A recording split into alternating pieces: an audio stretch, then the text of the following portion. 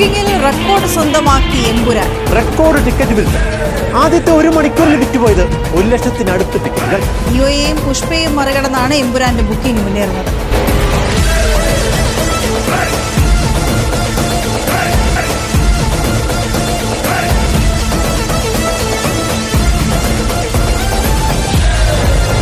ഒരേ ഒരു രാജാവ്.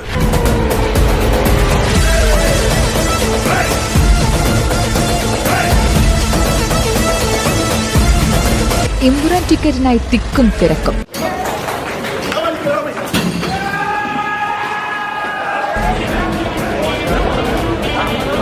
കണ്ടില്ലേ കാണികള് ത്രില്ലടിച്ച് നിൽക്കണേ.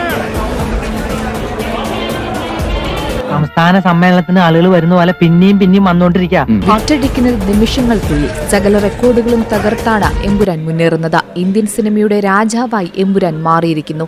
മാസ് എന്ന് പറഞ്ഞ പോരാ, മരണ മാസ്. വേറെ ലെവലടാ നീ. എന്തൊക്കെ ആയാലും ഇതൊരു വലിയ സംഭവം തന്നെ. നാട്ടുകാർക്കൊക്കെ സാറിനെ കുറിച്ച് സംസാരിക്കാൻ 100 നാവാ. അഡ്വാൻസ് ബുക്കിംഗ് തുടങ്ങി 1 മണിക്കൂറിൽ ലിയോയുടെയും പുഷ്പ 2-ന്റെയും റെക്കോർഡ് തിരുത്തി.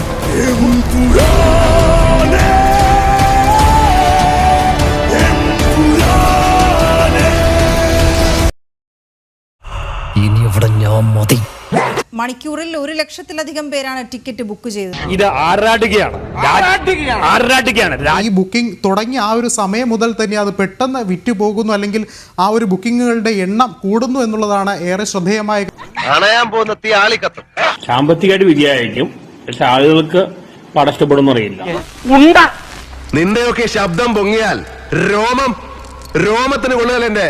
ഞാനിങ്ങനെ പൂരത്തിന്റെ സാമ്പിൾ വെടിക്കെട്ട് നടത്തുന്ന പോലെ ഈ 6 അടി 1.5 ഇഞ്ചിൽ സവാരി ഗിരിഗിരി നടത്തും. കടകടകടകടാന്ന് 1ഉം 2ഉം അല്ല, കുറെ ഉണ്ട്. പല സൈസിൽ പല രീതിയിൽ പെടയ്ക്കുന്നത് എന്റെ കയ്യിൽ.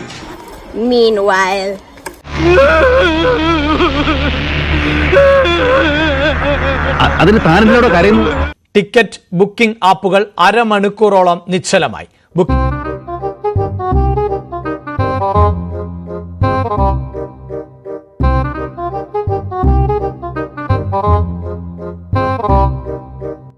എടാ, ഇവൻ ആമ്പറ അടിച്ചിട്ട് പോലെ ഒന്നും പറയുന്നില്ല. എത്ര നേരമാണ് ചോദിക്കുന്നു, എന്തെങ്കിലും ഒന്ന് പറയടാ.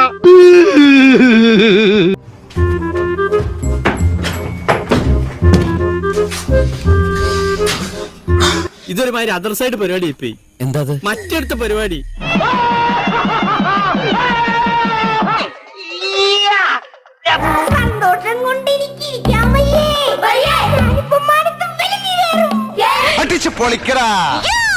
ഇനി എല്ലാ കണ്ണുകളും മാർച്ച് 27-ലെ ആദ്യ ഷോയിലേക്കാണ്.